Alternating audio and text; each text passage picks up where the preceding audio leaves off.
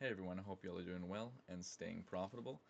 Um, this video is going to be the first of many that I will be doing for the foreseeable future, where I do a daily review. So essentially, I'll just go over the day, um, show exactly the trades I took, and also, or if I didn't take any trades, I'll explain why I didn't take any trades. Potentially go over the news that day, things like that, so you guys can maybe learn my thought process and that kind of thing. I'm going to be completely transparent. Um, if I took trades on my live or my evals, whatever it is, right? I'm going to be transparent. And of course, every session today I didn't record because I didn't know. I just came up with this idea that I want to do these videos. So I didn't not live stream. I didn't record my executions today, but tomorrow, well, I probably won't be trading tomorrow. Jerome Powell is speaking. But so essentially, this daily review will be accompanied with a actual video, which may be very long, which has my live executions, which you can watch, so you can verify my credibility that I actually do take these trades in live time. So anyway, I did not take any trades today. Spoiler alert. You can click off the video. There were a couple opportunities, but they just were not good enough to me. Yes, I do trade a mechanical model, but that does that doesn't mean I take every setup. I take the setups that I have good intuition on, I have good conviction. I didn't have any good convictions today, so I stayed out of the market because I've had a losing week, and losing weeks happen. I'm not here to sell you guys a dream or anything. As long as you're green on the month or then the year, let's say, and your wins are covering your losses, then you're smooth sailing, right? So anyway, I'm gonna stop rambling. I'm gonna get into this. So we had, so coming into the day, I'm showing you guys what has already happened, but going into the day, this is what we had. So this was 3 in the morning. I'm gonna go to New York time, so you guys don't get confused. I'm gonna do that for the future. So coming into the day, we had a bearish SMT. So at around this time, I wake up at 8 a.m. New York. And then I start trading at 8:30, and then I stop trading at, sorry, I have to translate the hours from my time. And I stopped trading at 11:10, because that's the end of the second macro. So, yeah, so we had bearish SMT on the daily here. I will go over that. So, ES. So here's the SMT. ES had taken this high, as we can see. Pretty clear. Daily SMT very strong, and this SMT to me is even more strong because ES actually tapped into this unmitigated daily bearish gap here, and we had a very bearish reaction out of it. So to me, this is just a bearish reaction, bearish SMT. I was anticipating, and of course I didn't see this, right, coming into the morning. I was expecting this daily gap to get inverse because of this SMT. So my bias going into the day was bearish, and also, I mean, going by intuition, on the daily, we're due for a retracement. Maybe not even to the 50%, but because this is really low. But somewhere, like, here, right? This is obvious to me. We're due for a retracement. We haven't stopped. And then also something to keep in mind is these weekly relative equal lows, which I do think maybe one day will hit. Because, I mean, obviously, like, the support and resistance traders, and, I mean, everyone has a system that works for them, right? But the truth is, when this hits, they're getting wrecked. So there's so much liquidity down here because they think, oh, it's a double bottom, I'm going to long here, and then the market makers were going to push it lower, grab their liquidity, and then get the buy model out of it, right? So a lot of stops under here. This is just really high. This is insanely high quality liquidity pool. But it turns out it didn't matter up here. Maybe we'll go down there. However, I kind of doubt it because, once again, these indices represent the economy, and it's unlikely. but we'll see what happens. So anyway, bearish SMT coming into the day. I wanted this to get inversed, and it did get inversed. And then I'll say my target. My target's here. But this isn't a bias video. This is going over my trades. So I'll just get out of replay mode. You guys eventually will see my live execution. So you guys know I do this live, this isn't hindsight. So I saw that, and then coming down to the 15-minute, or let's go to the hourly, for example. We don't need ES anymore. Whoa, why does SMT just... Yeah.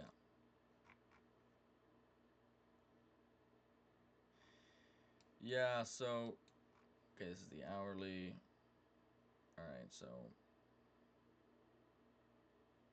Sorry, gotta find my time here, boys. Okay, yeah, so this would be market open. Around here.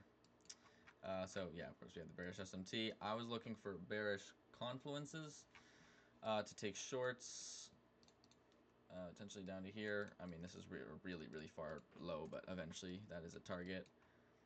What I did notice was that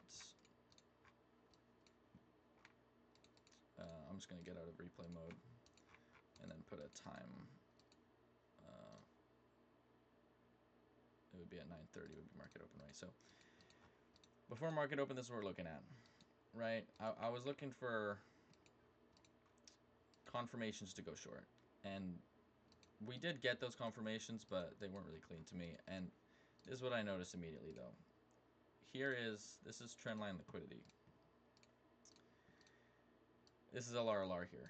Very obvious, very algorithmic. You can just tell 1, 2, 3, 4, 5, 6 touches or something like that. Very clean to me. I was expecting this low, the low of the LRLR, to be taken, and it was indeed taken. So that was my target for the day, essentially. So now if I scale down to even shorter time frames, 5-minute here, was there SMT at these highs? I do not remember.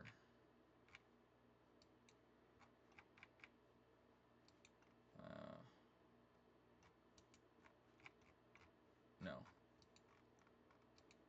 So, oh yeah, that is actually SMT. So, we did have another bearish SMT. Or am I tripping?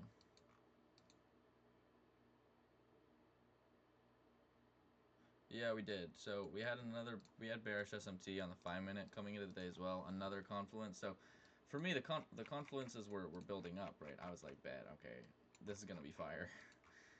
Good shorts, right? So market just completely chops. I mean, look at this on the 1 minute. This is horrible because we had news. So the SMT was we had 5:30 a.m. well 8:30 a.m. for New York.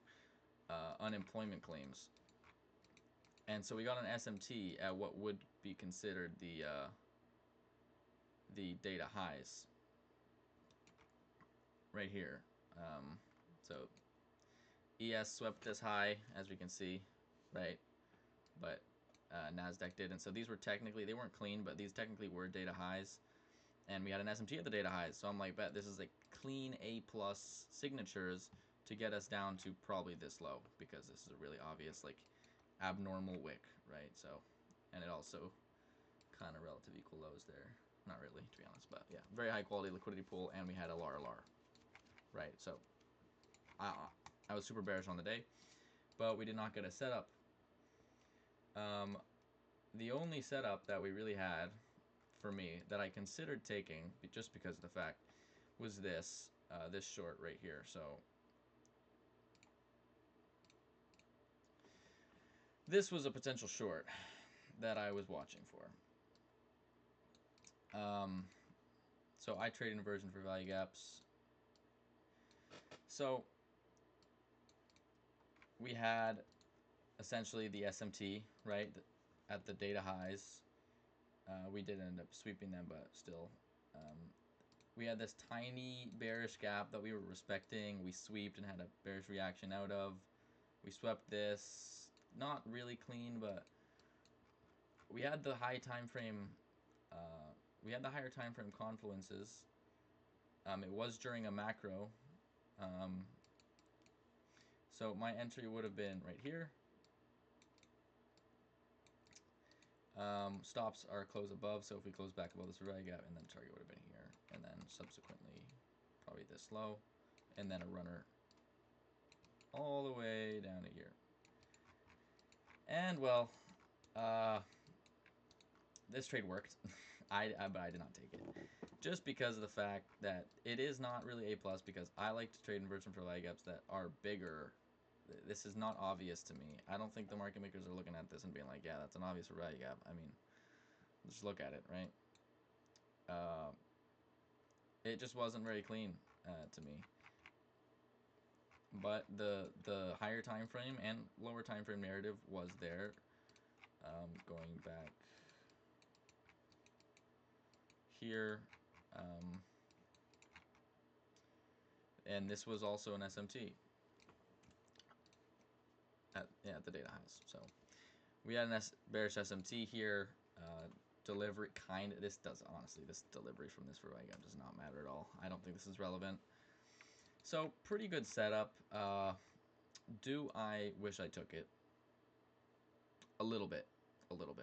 But I'm being disciplined, following my model, and my intuition was that this was not very clean.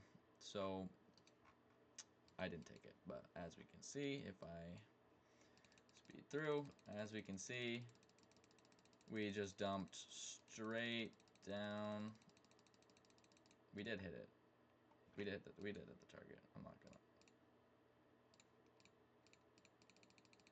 Yeah. Boom. Not yet. Not yet, boys. Not yet. There we go. So this would have been an insanely good trade, but it is what it is, and I'm not gonna be in FOMO for that long. I just saw this work. I'm like, okay, that was a good trade, but there's better trades. And then after this, really, there was just nothing. I mean, I'm gonna go back to my time so I don't confuse myself. There were no entries after this. You know, you could have taken this, but like, what even is this? Like, there's nothing. I wanted a clean. If I were to go for longs, I wanted a clean sweep of liquidity, which we ended up getting down here, right? So when we swept this, I'm like, okay, bet, right? We swept this LRLR.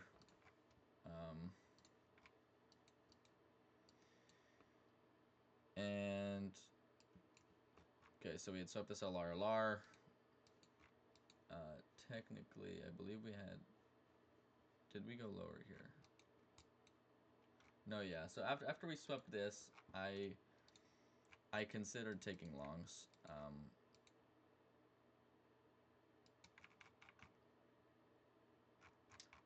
And this was the only other trade I really considered. Was this 30-second, which happened right here.